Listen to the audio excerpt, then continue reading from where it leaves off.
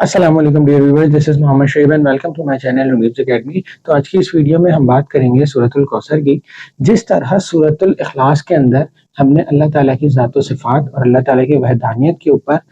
جو ڈسکشن کی، اسی طریقے سے حضور اکرم صلی اللہ علیہ وسلم کی ذات کے اوپر جو عظمتیں اور جو بھلائیاں اللہ تعالیٰ نے کی، اس کا بیان جو ہے وہ سورۃ الکوثر میں موجود ہے۔ اگر اس کی شان نزول کی بات کی جائے تو سورۃ الکوثر مکہ مکرمہ میں اس وقت نازل ہوئی جب حضور اکرم صلی اللہ علیہ وسلم ایک بہت ہی مشکل دور سے گزر رہے تھے، اور اس وقت جب ان کا نکاح حضرت خدیجہ الکبریٰ رضی اللہ تعالیٰ عنہا سے ہوا تو اس سے ان کی 4 بیٹیاں اور ایک بیٹا پیدا ہوا۔ پھر ایک بیٹا جو ہے وہ لاسٹ میں ہوا تھا حضرت عبداللہ رضی اللہ تعالیٰ عنہ،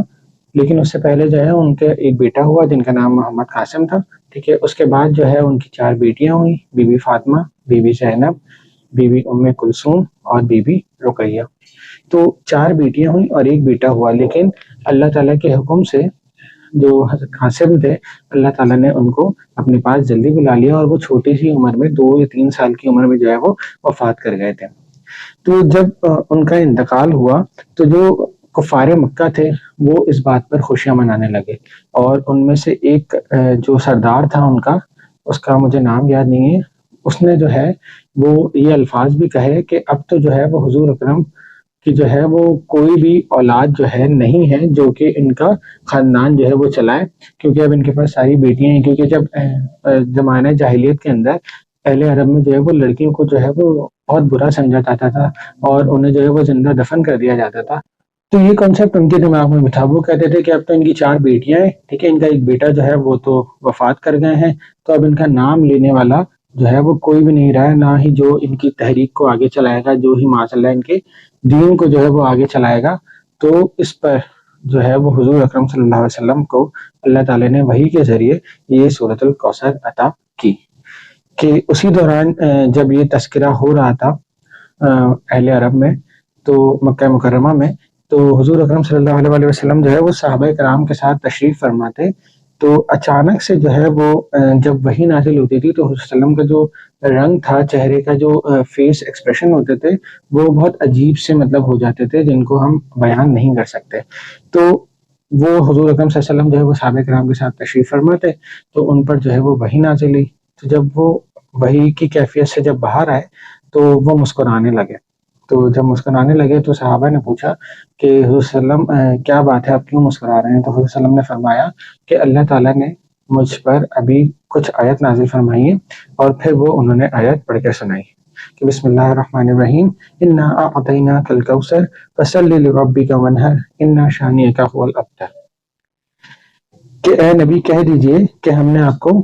کثیر بھلائی عطا کی،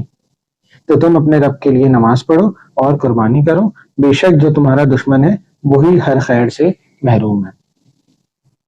تو یہ صورت جو ہے جب حضور اکرم صلی اللہ علیہ وسلم نے پڑھی تو انہوں نے خود جو ہے وہ حضور اکرم صحابہ کرام سے جو ہے وہ سوال پوچھا، کیا تم جانتے ہو کہ کوثر کیا ہے؟ تو صحابہ کرام نے منع فرمایا، تو حضور اکرم صلی اللہ علیہ وسلم نے بتایا کہ جو کوثر ہے وہ جنت میں ایک نہر ہے جس کا نام نہر کوثر ہے، اس کا جو پانی ہے وہ اتنا زیادہ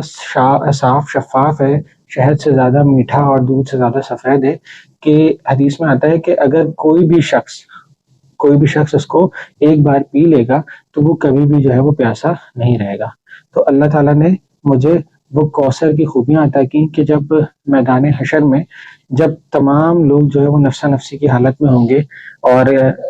قیامت خیز منظر ہوگا، گرمی شدت کی ہوگی، لوگ پیاس سے نڈال ہو رہے ہوں گے، تو حضور اکرم صلی اللہ علیہ وسلم اپنی امت کو جو ہے وہ حوض کوثر سے جو ہے وہ پانی نصیب فرمائیں گے۔ یعنی جو نہر کوثر ہے وہ جنت میں، اور حضور اکرم صلی اللہ علیہ وسلم کو اللہ تعالیٰ میدان حشر میں جو ہے وہ حوض کوثر عطا کریں گے، جس کی نہریں جو ہیں وہ جنت سے ہی آ رہی ہوں گی، یعنی کہ جنت سے ہی وہ گر رہی ہوں گی اور حوض کوثر میں گر رہی ہوں گی، پانی والا پانی۔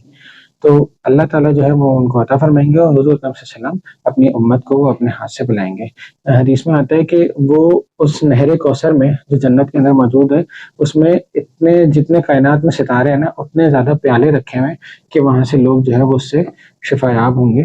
اور اس کو فیض یاب ہوں گے۔ تو حضور اکرم صلی اللہ علیہ وسلم نے ان کو یہ بتائی، لیکن جو علماء کرام ہے وہ بیان کرتے ہیں کہ کثیر بھلائی صرف کوثر ہی نہیں بلکہ قرآن مجید بھی جو ہے وہ ایک بہت بڑی خوبی ہے جو صلی اللہ علیہ وسلم کو عطا کی گئی، حکمت اور دانائی عطا کی گئی، اور اس کے علاوہ بے شمار جو ہے ان کو خوبیاں عطا کی گئی۔ تو جب تمہیں اللہ تعالیٰ کی طرف سے کوئی نعمت ہو تو فصل لربک وانحر، تو تم اپنے پروردگار کے لیے نماز پڑھو۔ بے شک جو اللہ تعالیٰ کا شکر ادا کرنے کا بہترین طریقہ ہے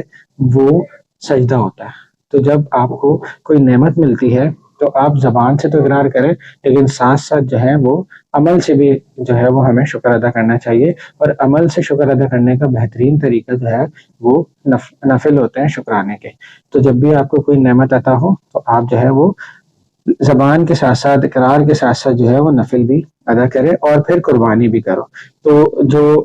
کفار مکہ تھے وہ اپنے مختلف خداؤں کی وجہ سے مختلف قربانیاں ان کے لیے کرتے تھے، تو اللہ تعالیٰ نے اس آیت کے ذریعے یہ بھی پیغام پہنچایا کہ صرف اور صرف قربانی اللہ تعالیٰ کے لیے۔ اس لیے جب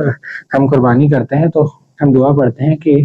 یہ قربانی بھی اللہ تعالیٰ کے لیے ہے، یہ عبادت بھی اللہ تعالیٰ کے لیے ہے۔ ان شانی کا وہ لگتا ہے، اور بے شک جو تمہارا دشمن ہے وہی خیر سے محروم ہے۔ تو جس طریقے سے کفار مکہ نے حضور صلی اللہ علیہ وسلم کو یہ باتیں کہیں کہ اب ان کا نام لینے والا کوئی نہیں ہوگا، تو اللہ تعالیٰ فرما رہے ہیں کہ بے شک جو تمہارا دشمن ہے وہی ہر خیر سے محروم ہے۔ تو مطلب کہ حضور صلی اللہ علیہ وسلم کا نام لینے والا تو آج تک اور تا قیامت تک لینے والے موجود ہیں اور رہیں گے،